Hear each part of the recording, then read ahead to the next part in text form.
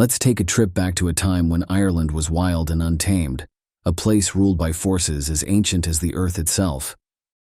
Before the heroes of the Tuatha Dé Danann and the settlers who sought to tame its rugged lands, there were the Fomorians, a race as relentless and unpredictable as the seas they called home. They weren't just inhabitants of this untamed world, they were its essence, a force unlike anything else. Born of chaos and driven by it, they ruled with a presence that was as relentless as the tides and as unpredictable as the winds. Their story is not one of simple villains or mindless destruction. It's a tale of ancient beings tied to the wild, a clash of primal forces against the rising order of new arrivals. These towering, sometimes terrifying figures weren't just adversaries. They were a challenge, a force to be reckoned with, and at times, an uneasy ally. The Fomorians remind us that in every legend, there's complexity, and in every conflict, there's more than one side to the story. Let's step into their world and explore the power, intrigue, and tale of these ancient beings of chaos. This is the story of the Fomorians, the ancient giants from Celtic and Irish mythology. Side note: if you want to learn about the mythological history and origins of Ireland, check out my videos in the description, as well as the top right-hand corner.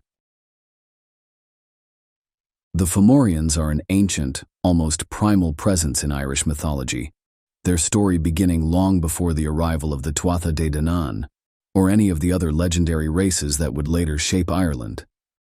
They're often portrayed as a force of nature, a living embodiment of chaos and destruction that existed to challenge and test the newer inhabitants of the island. Their name, derived from the Old Irish words fo, meaning below, and muir, meaning sea, hints at their origins beneath the waves. According to many accounts, they were sea-born creatures, rising from the dark, uncharted primordial waters to stake their claim on the land. This connection to the sea defined much of their character.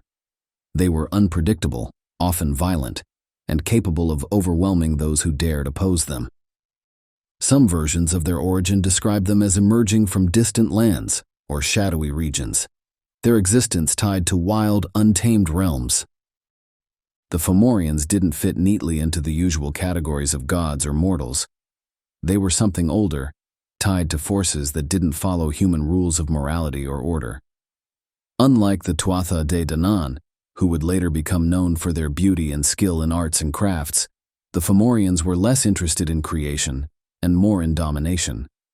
They weren't outright evil, at least not in a modern sense, but they stood for destruction, decay, and the unchecked power of nature. In their presence, storms would rage, crops would fail, and the seas would become impassable.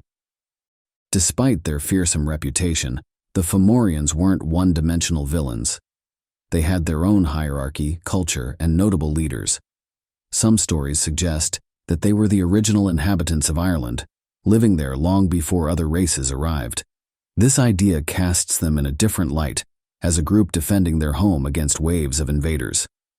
The Fomorians' presence in myth often highlights the struggle between chaos and order. As the land of Ireland began to take shape, and its newer inhabitants sought to bring structure and prosperity, the Fomorians represented the challenges that needed to be overcome. They were a constant reminder that nature is not easily tamed, and that the forces of destruction and creation often go hand in hand.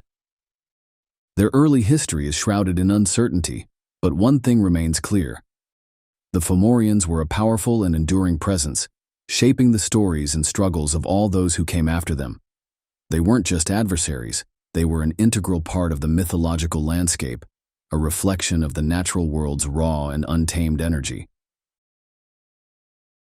The Fomorians are among the most visually striking beings in Irish mythology, often described in ways that emphasize their otherworldly, intimidating nature. Their appearance varies across different accounts, but the unifying theme is their raw, chaotic energy and their connection to the wild, untamed forces of the natural world. These descriptions set them apart from the elegance of the Tuatha Dé Danann, or the more human-like qualities of other mythical races. In many tales, the Fomorians are depicted as monstrous, with exaggerated features that blur the line between humanoid and beast. Some are described as having a single eye, a single arm, and a single leg, symbolizing their disconnection from balance or harmony. This asymmetry made them appear even more fearsome, as if their very forms were designed to unsettle those who face them. Their size is another common theme. The Fomorians are often portrayed as giants, towering over mortals and even other mythical beings. Their immense strength matched their stature, with many accounts likening their movements to natural disasters. Not all Fomorians, however, were grotesque. Some were described as strikingly beautiful, with an eerie, unsettling allure. This duality speaks to their complexity.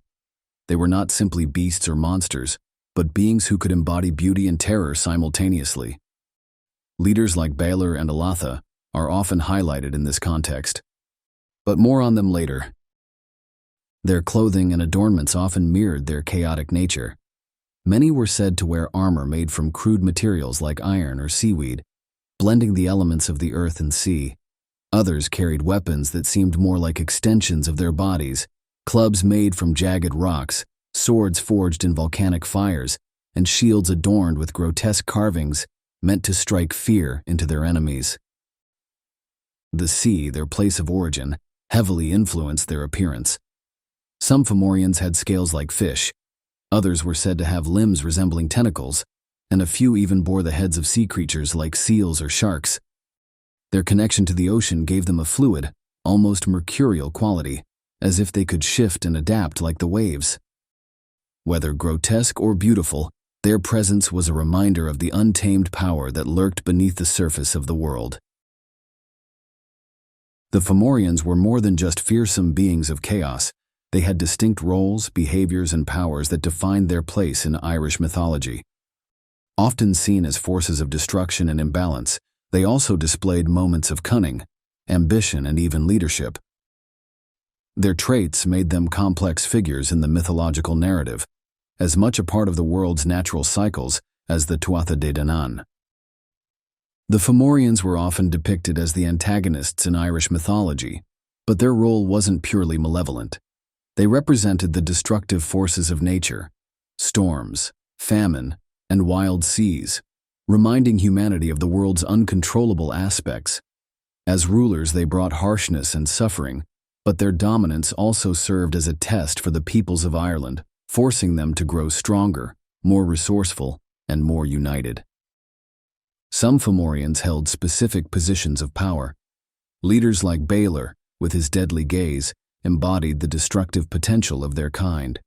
Under his rule, the Fomorians brought terror and control, demanding tributes that often crippled the lands they ruled. Others, like Tuatha, presented a more measured side of the Fomorians, showing diplomacy and a willingness to engage with other races. Tuatha's leadership highlights the Fomorians' ability to navigate alliances and negotiations when it suited their goals. Their connection to the sea granted them control over water and weather. They could summon storms to ravage coasts, call forth waves to sink ships, and manipulate tides to isolate or overwhelm their enemies.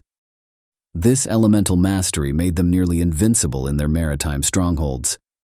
Fomorian leaders were often depicted as possessing immense physical strength, capable of toppling armies with brute force. Their magical abilities were equally formidable, allowing them to curse their enemies, bend nature to their will, and influence events from the shadows. Despite their destructive tendencies, the Fomorians' powers also included creative aspects.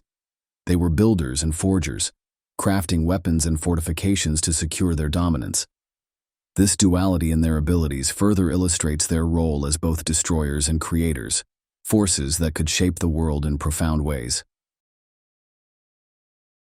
The Fomorians, as a race of chaotic and destructive beings, were shaped by the actions of their most notable members.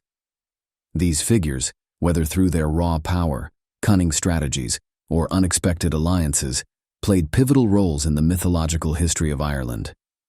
Their stories offer a deeper understanding of the Fomorians' character, showcasing both their terrifying might and their surprising complexity. Balor of the Evil Eye. The most infamous of the Fomorians, Balor is a figure of raw, apocalyptic power. Often depicted as a giant with a single deadly eye, Balor's gaze could annihilate entire armies or lay waste to lands. His eye's destructive ability was so overwhelming that it required several attendants to lift his eyelid, ensuring its power was controlled and unleashed only at his command. Elatha, the noble Fomorian. In stark contrast to Balor's ferocity, Elatha is often remembered as a noble and diplomatic figure among the Fomorians. Described as a handsome, golden-haired ruler, Elatha embodied grace and wisdom, standing apart from the monstrous and chaotic depictions of his kin. He is most famously known for his relationship with Eriu, a member of the Tuatha Dé Danann, which produced their son, Bres. Bres the Beautiful. Bres, the son of Elatha and Eriu, is a figure defined by his mixed heritage. Born of a union between the Fomorians and the Tuatha Dé Danann, Bres inherited traits from both sides, making him a symbol of the potential for unity and the challenges it could bring. Renowned for his beauty, Bres ascended to kingship over the Tuatha Dé Danann, but his reign was marked by mismanagement and discontent. Indech, the warrior king. Indech Mac Dé Danann was one of the prominent Fomorian leaders during the Second Battle of Moytura. Known for his strength and martial prowess, Indech played a significant role in the Fomorians' military efforts. His relentless aggression and loyalty to his kin made him a formidable adversary for the Tuatha Dé Danann. The Fomorians' interactions with Ireland's successive waves of settlers reveal a layered history of tension, tribute, and fragile coexistence. Kessair and her followers, the first settlers, arrived in Ireland seeking refuge from a foretold flood. The island they encountered was wild and untamed, shaped by the raw power of nature, with the Fomorians embodying its primal forces. The relationship between the Fomorians and Kessair's people remains shrouded in ambiguity. While no records of open conflict exist, the settlers' efforts to impose order on the chaotic land created a natural tension with the Fomorians. These beings, seemingly indifferent to mortal affairs, observed the newcomers with curiosity, their focus fixed on the island's raw energies. Kessair's people, aware of the Fomorians' dominance, approached them with a mix of awe and caution. Survival was their priority, navigating the wilderness, contending with harsh elements, and bracing for the flood. Any encounters with the Fomorians were fleeting, marked by a wary respect for these otherworldly beings. The Partholonians, led by Partholon, arrived after the great flood that had swept Kessair's people away. Unlike their predecessors, they were organized and industrious, intent on cultivating the land and establishing a structured society. Their early relationship with the Fomorians was defined by a tenuous peace. Tribute, whether in the form of grain, livestock, or labor, was extracted from the settlers, a symbolic acknowledgement of the Fomorians' dominion. The Fomorians viewed the Partholonians' agricultural endeavors and governance as disruptions to the island's natural state. Despite this philosophical divide, neither side sought outright war. However, tensions simmered beneath the surface. The Partholonians' relentless efforts to transform the land clashed with the Fomorians' instinctual connection to its wild essence.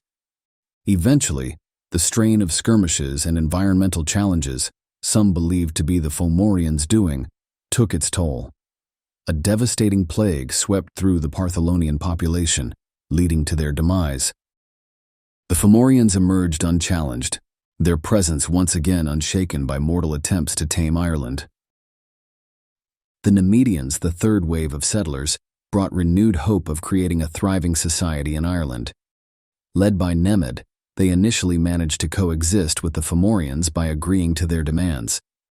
Tribute, often a third of their harvests, livestock, and milk, became the price of relative peace. However, this arrangement was a heavy burden, depleting the Nemedians' resources and morale. The oppressive nature of the tribute was a constant reminder of their subservience to the Fomorians. Driven by desperation, the Nemedians eventually rose in rebellion. Under Nemed's leadership, they fought valiantly, seeking to overthrow their oppressors. Despite their courage and determination, they were no match for the Fomorians' overwhelming power. The rebellion was crushed in a fierce battle, leaving the Nemedians weakened and vulnerable. Plague followed, decimating their numbers further. A small group of survivors fled Ireland, carrying with them the memory of their struggle and sowing the seeds for future generations to return. The Bolg, descended from Nemedian exiles, returned to Ireland after years of hardship and wandering. Their experiences in foreign lands had taught them the value of resilience and pragmatism. Determined to avoid the mistakes of their ancestors, the Bolg approached the Fomorians with caution, seeking coexistence over conflict. Their strategy was one of diplomacy and tribute. In exchange for autonomy, the Bolg offered food, livestock, and labor to the Fomorians, maintaining a functional if uneasy relationship. The Bolg's agricultural expertise allowed their settlements to flourish despite the demands placed upon them. Their leaders ruled with the understanding that their sovereignty was conditional, limited by the Fomorians' overarching dominance. While disputes over resources and boundaries occasionally led to minor skirmishes, neither side allowed these tensions to escalate into war. The Bolg's adaptability and negotiation skills enabled them to navigate this delicate balance, ensuring their survival in a land still under the shadow of the Fomorians' influence.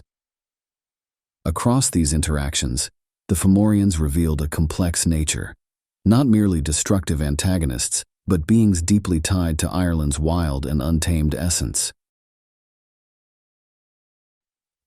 Hey everyone, just a quick intermission here. I wanted to say thank you for watching this video.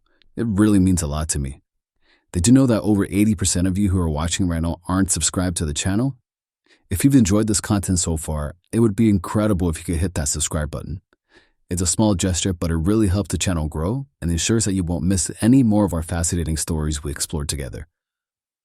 Also, if you're feeling generous, please give this video a thumbs up, leave a comment, and share with anyone else who may enjoy it. Your support really does make a difference and keeps the content coming. Thanks again, and let's get back to the story.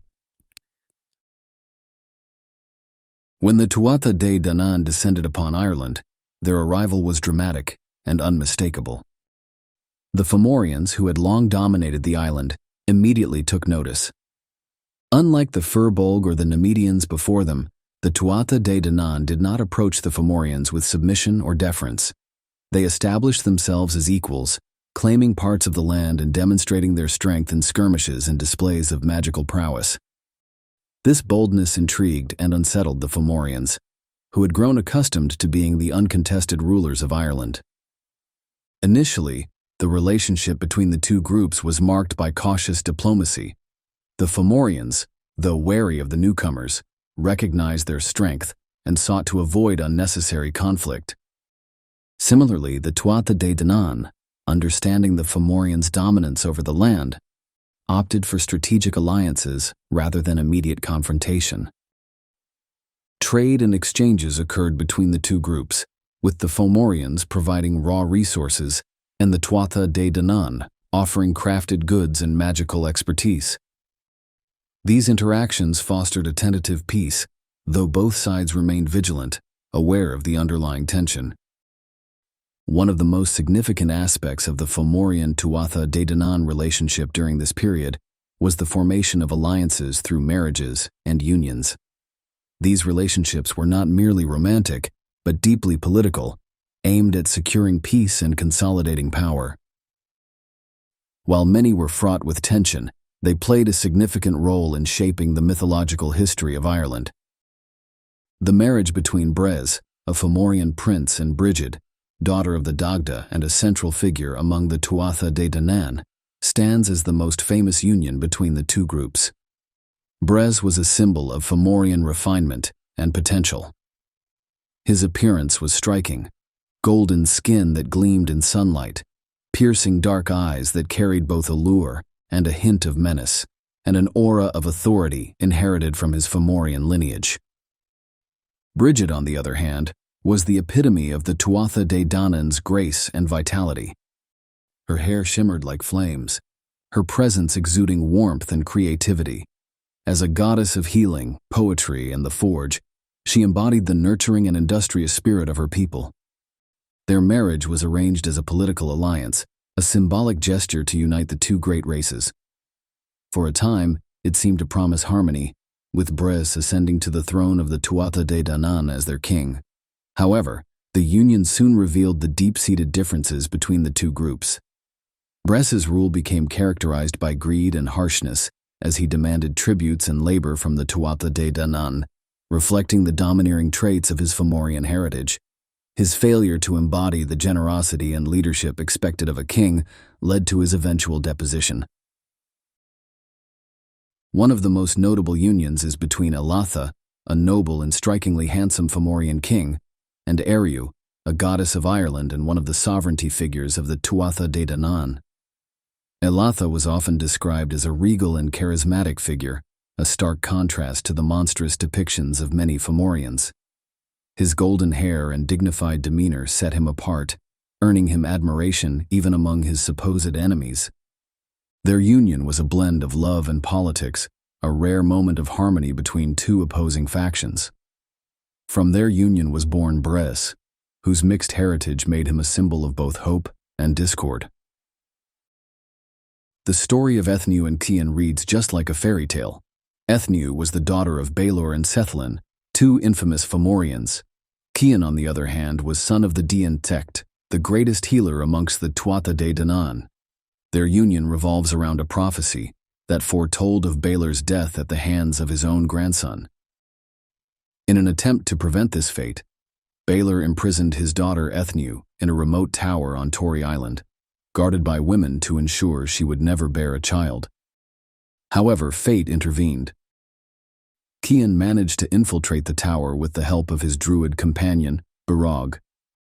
Through trickery and magic, Cian rescued Ethniu, and their union led to the birth of Lug, one of the greatest heroes of Irish mythology. As time passed, the uneasy peace between the Tuatha Dé Danann and the Fomorians began to fracture.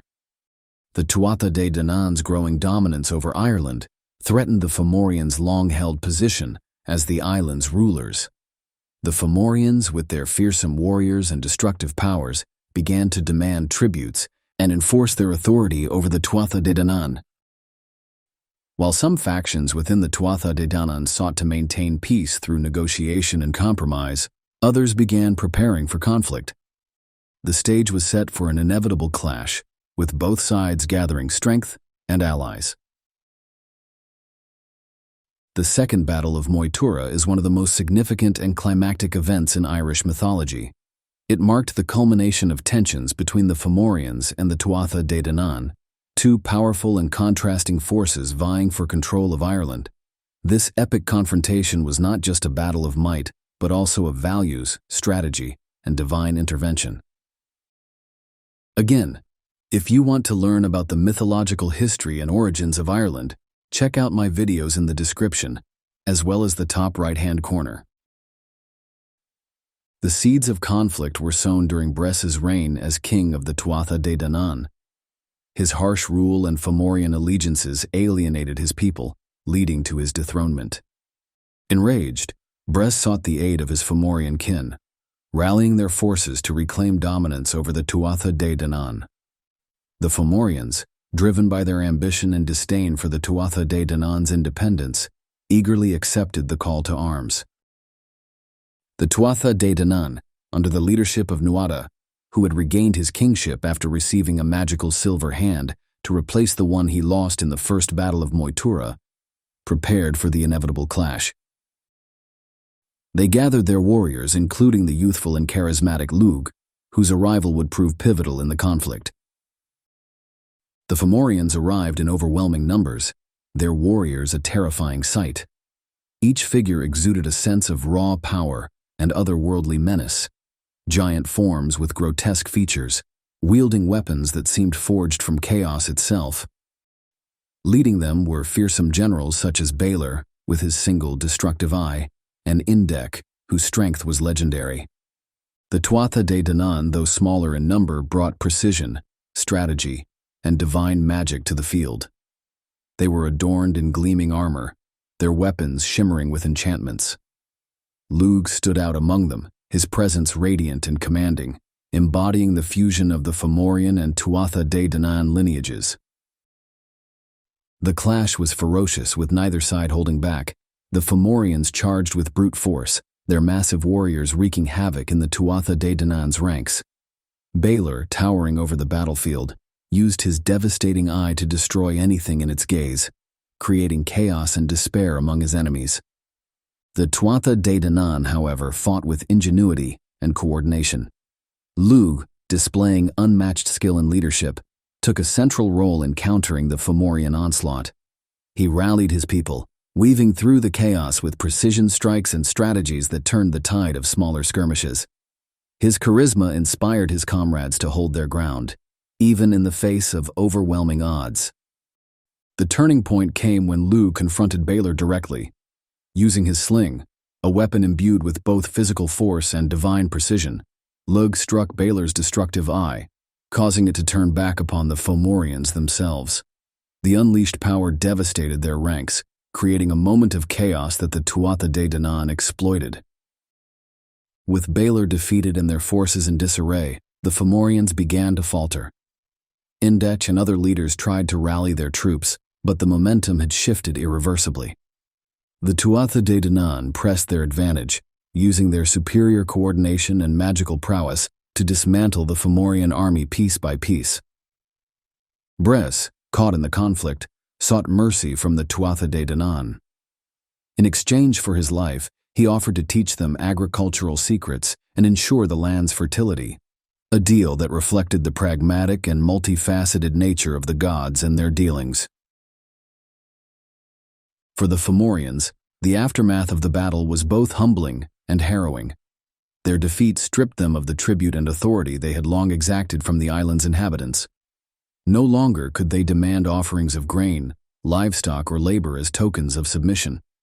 This loss of dominion forced the Fomorians to retreat to the peripheries of Ireland, both physically and mythologically.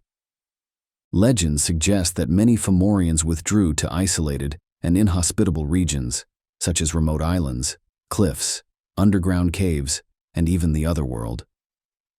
These liminal spaces became their new homes, mirroring their diminished presence in the world of mortals. Yet, even in these hidden places, the Fomorians retained a sense of pride and defiance. They were creatures born of chaos and primordial power, and even in retreat, they did not vanish entirely. They continued to exist as a haunting presence on the fringes of Irish mythology. While they no longer wielded the same direct control over Ireland, their legend persisted in the stories and fears of the people. Farmers whispered of Fomorian curses when their crops failed, and storms that battered the coasts were often attributed to the lingering wrath of these ancient beings. Some tales even suggest that the Fomorians maintained sporadic interactions with the Tuatha Dé Danann and their successors.